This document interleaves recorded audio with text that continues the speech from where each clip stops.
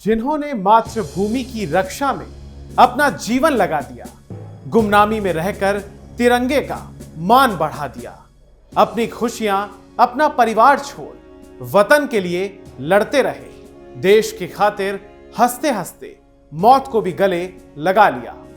आज जो बड़े गर्व के साथ हम खुली हवा में सांस लेते हैं, कहीं भी किसी को भी कुछ भी बोल देते हैं, त्योहार, शादी ब्याह, मातम, नौकरी, व्यापार, पढ़ाई लिखाई, कारोबार सब कुछ करते हैं। ये इसलिए तो करते हैं क्योंकि कोई तो है जो हमारा नाम नहीं जानता, हमारा कुल, गोत्र, खानदान, मजहब, धर्म कुछ नहीं जानता।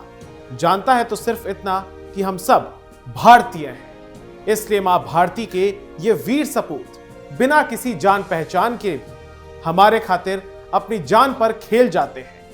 आज ऐसे ही भारत के उन कमाल के हीरोज को याद करेंगे जिनके कारनामों से नापाक मुल्कों की हवा टाइट हो गई, उन्हें दिन में ही तारे दिखने लगे। आज भी उन जाबाजों का नाम सुनकर दुश्मन कांप जाता है, उसकी रातों की नींद और दिन का चैन खराब हो जाता है। नमस्कार, मैं हूं स्वप्निल वर्मा और आप सभी देख रहे हैं कैपिटल टीवी।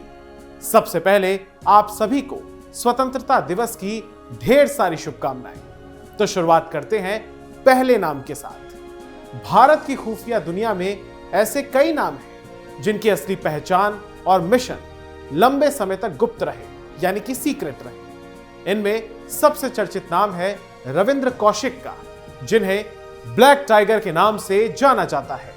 70 के दशक में उन्हें रॉ ने, यानी कि RAW ने पाकिस्तान में मिशन पर भेजा।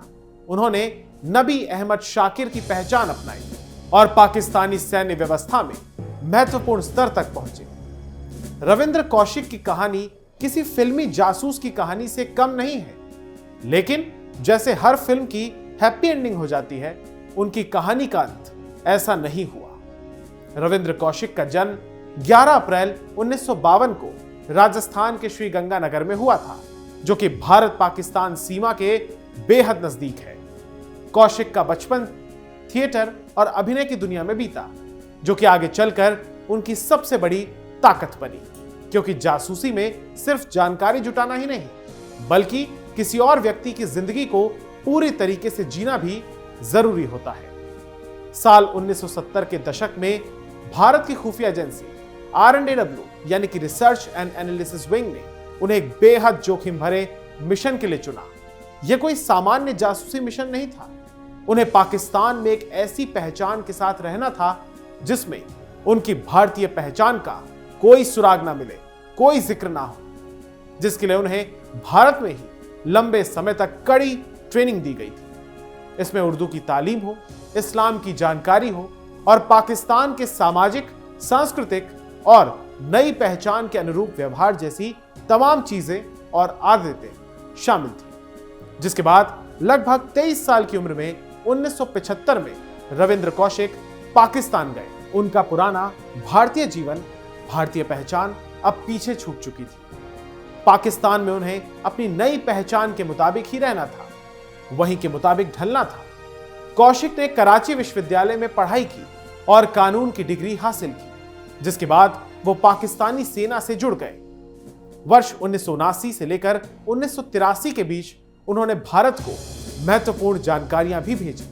रिपोर्टों में उनके द्वारा पाकिस्तान की सैन्य गतिविधियों, सैनिकों की तैनाती और कहूटा के परमाणु कार्यक्रम से संबंधित तमाम जानकारियां पहुंचाने का जिक्र मिलता है। सबसे खास बात तो यह है कि वो पाकिस्तान में रहते हुए वर्षों तक अपनी असली पहचान छिपाए रखने में कामयाब रहे। लेकिन कौशिक की कहानी का सबसे दुखद मोड़ साल 1983 में आया। कमाल की बात है ना कि उसी साल तो भारत ने अपना पहला क्रिकेट का विश्व कप भी जीता था, लेकिन कौशिक के लिए वो साल उनका काल बनकर आया। भारत की ओर से एक अन्य ऑपरेटिव इनायत मसीह को उनसे कांटेक्ट करने के लिए भेजा गया, लेकिन पाकिस्तानी खुफिया एजेंसी उन्होंने पकड़ लिया उसे। सख्त पूछताछ के दौरान मिली जानकारी से पाकिस्तानी अधिकारियों को उस व्यक्ति तक पहुंचने में मदद मिली, जिसे वो बाद में रविंद्र कौशिक के रूप में पहचान पाए और सितंबर 1983 में कौशिक गिरफ्तार कर लिए गए। यानी कि उनकी असली पहचान किसी साधारण गलती से नहीं, बल्कि एक दूसरे ऑपरेशन के विफल होने के बाद मिले हुए सुरागों से उजागर हो गई। इसके बाद उन्हें पूछताछ केंद्रों और जेलों में रखा गया। उन्हें सियालकोट, कोट लखपत और मियांवाली जैसी तमाम जगहों की जेलों में रहना पड़ा, जहां उनके साथ पाकिस्तानी सेना और आईएसआई के लोग जबरदस्त तरीके से टॉर्चर किया करते थे और उन पर गंभीर शारीरिक और मानसिक यातनाएं दिया करते थे। 1985 में उन्हें पाकिस्तानी सैन्य अदालत ने मौत की सजा सुनाई। बाद में वो सजा बदलकर उम्र कैद कर दी गई। अब उनके सामने एक लंबी कैद थी। कौशिक ने जेल से अपने परिवार तक कुछ चिट्ठियां पहुंचाने की कोशिश की। उन तमाम चिट्ठियों में उनके अकेलेपन, खराब स्वास्थ्य और जेल में झेली गई कठिन परिस्थितियों की झलक थी। एक प्रसिद्ध पंक्ति जो उनके नाम से रिपोर्ट की जाती है वो ये थी, क्या भारत जैसे बड़े देश के लिए कुर्बानी देने वालों को यही मिलता है? यह उस व्यक्ति का सवाल था जिसने अपनी पहचान, परिवार, आजादी और अपना जीवन एक गुप्त मिशन के लिए दांव पर लगा दिया था। लगभग 16 साल तक कैद में बिताने के बाद उनकी हालत बेहद गंभीर हो गई, खराब हो गई। उन्हें टीबी और हृदय संबंधी समस्याएं हो गई थी और 49 साल की उम्र में 21 नवंबर 2001 को, यानी कि इस सदी की शुरुआत में ही उन्हें मियांवाली सेंट्रल जेल में रविंद्र कौशिक की मौत हो गई। तब उनकी उम्र करीब 49 साल की थी। रिपोर्ट्स के मुताबिक उन्हें जेल परिसर में ही दफनाया गया। रविंद्र कौशिक की कहानी का सबसे दर्दनाक हिस्सा यह है कि जिस पहचान के लिए उन्होंने अपनी शिनाख्त मिटा दी, उनकी मृत्यु के समय दुनिया उन्हें एक सामान्य कैदी के रूप में देख रही थी। तो यह कहानी थी रविंद्र कौशिक की। अब दूसरा नाम जो जहन में आता है वो है अजीत डोभाल का, जो कि वर्तमान में भारत के राष्ट्रीय सुरक्षा सलाहकार भी हैं और जो भारत के पूर्व रॉ अधिकारी और वर्तमान में राष्ट्रीय सुरक्षा सलाहकार यानी कि एनएसए हैं, जैसा कि मैंने आपको बताया। उनकी उम्र आज 80 साल से ज्यादा है, लेकिन अनुभव और रणनीतिक कौशल के आगे हर कोई बौना है। अजीत डोभाल का करियर इंटेलिजेंस ब्यूरो आईबी में रहा। वो 1968 बैच के आईपीएस अधिकारी थे और साल 2004-05 में आईबी के निदेशक भी रहे। उनके कई ऑपरेशंस आज भी पूरी तरीके से सार्वजनिक नहीं है, लेकिन शुरुआत में ही मिजोरम में विद्रोहियों के बीच घुसपैठ करने का उनका मिशन उनके करियर के सबसे जरूरी और महत्वपूर्ण अभियानों में से एक माना जाता है। दरअसल 1970 के दशक में मिजो नेशनल फ्रंट यानी कि एमएनएफ का विद्रोह चल रहा था। डोभाल को वहां पर आईबी की जिम्मेदारी मिली और उन्होंने लगभग 1972 से लेकर 1977 तक इस पूरे क्षेत्र में काम किया।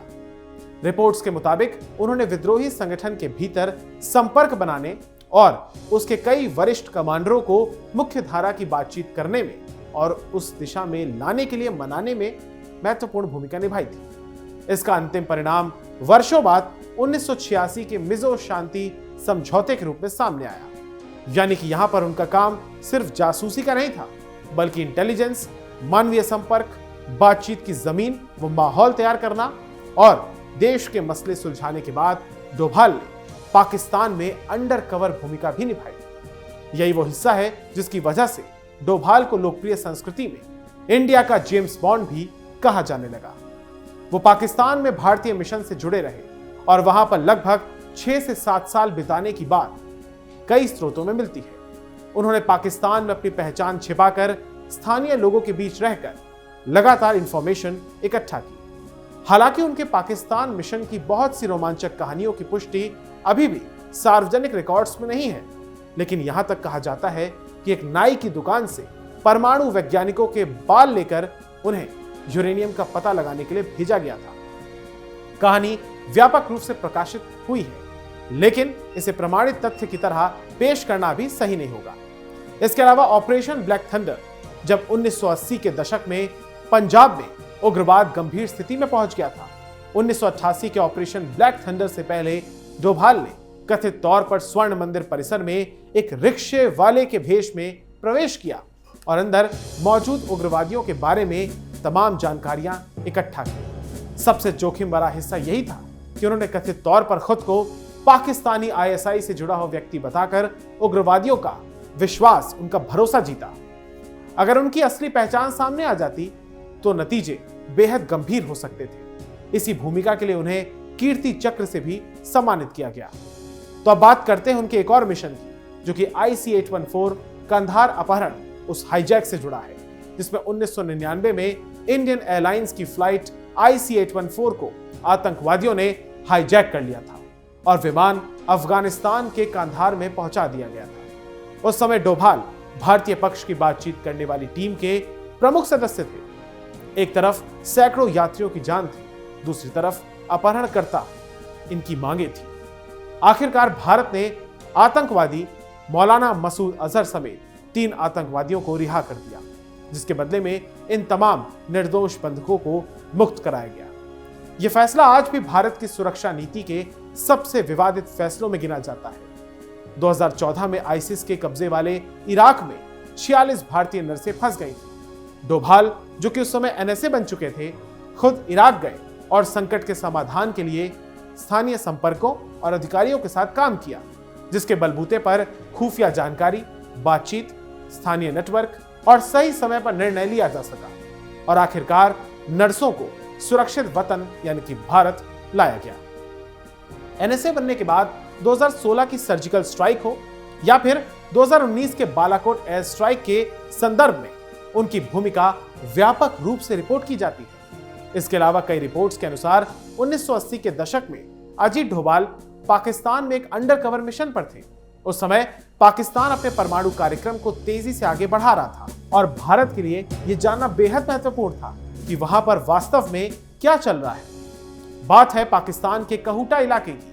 यह वही क्षेत्र था जहां पाकिस्तान के परमाणु कार्यक्रम से जुड़ी हुई महत्वपूर्ण गतिविधियां चल रही थी। लेकिन सवाल था कि इतने संवेदनशील जगह के बारे में जानकारी कैसे हासिल की जाए। तो बताया जाता है कि डोभाल ने अपनी पहचान छिपाने के लिए अलग अलग तरीके अपनाए और उनमें से भी एक था भिखारी का रूप धारण करना। रिपोर्टों में कहा गया कि वो आम लोगों के बीच घूमते, आसपास की गतिविधियों पर नजर रखते और ऐसी जानकारी जुटाने की कोशिश करते जिसे सामान्य तरीके से हासिल कर पाना बेहद मुश्किल था। यहां तक कि उन्होंने एक नाई की दुकान से बालों के नमूने हासिल किए। इन बालों को कथित तौर पर भारत भेजकर जांच कराई गई। इन नमूनों में यूरेनियम से जुड़े हुए निशान भी मिलने की बात सामने आई थी। यह कहानी मीडिया में प्रकाशित विवरणों और डी देवदत्त की किताब Ajit Doval on a mission के हवाले से सामने आई। डोभाल के पाकिस्तान मिशन से जुड़ी हुई एक और दूसरी कहानी भी काफी चर्चित है। उन्होंने खुद एक मौके पर यह बताया था कि पाकिस्तान में अंडरकवर रहते हुए एक व्यक्ति ने उनके कान देखकर उनसे पूछा था कि क्या वो हिंदू हैं। दरअसल उनके कानों में छेद देखकर उस व्यक्ति को शक हुआ था कि कहानी के मुताबिक उस व्यक्ति ने बाद में खुद को भी छिपा हुआ हिंदू बता दिया था और डोभाल को सलाह दी थी कि कानों के छेद उनकी पहचान को उजागर कर सकते हैं। बहरहाल इन जासूसों और एजेंट्स की दुनिया की बस यही विडंबना होती है कि जिस मिशन में पकड़ा जाए उसमें भी देश अक्सर खुले तौर पर उनका नाम नहीं ले सकते। इन्हें उनकी बहादुरी के लिए कोई मेडल, कोई पद, कोई पुरस्कार, कोई स्मारक कुछ नहीं मिलता। मिलती है तो बस गुमनामी। इसलिए उनकी कहानी हमें यह भी याद दिलाती है कि खुफिया अभियानों की असली कीमत अक्सर उन लोगों और उनके परिवारों को चुकानी पड़ती है जिनके नाम पर इतिहास की किताबों में कुछ नहीं लिखा जाता। आज तो हमने आपको भारत के सिर्फ 2 ही जासूसों के किस्से और कहानियां सुनाई हैं, लेकिन आगे जल्द ही और भी कई अनकहे और अनछुए पहलुओं को आपके सामने लाते रहेंगे। आपको ये जानकारी कैसी लगी हमें कमेंट बॉक्स में जरूर बताइएगा। अगर आपको ये वीडियो पसंद आया हो तो इसे लाइक, शेयर और हमारे चैनल कैपिटल टीवी को सब्सक्राइब जरूर कीजिएगा। जय हिंद, नमस्कार।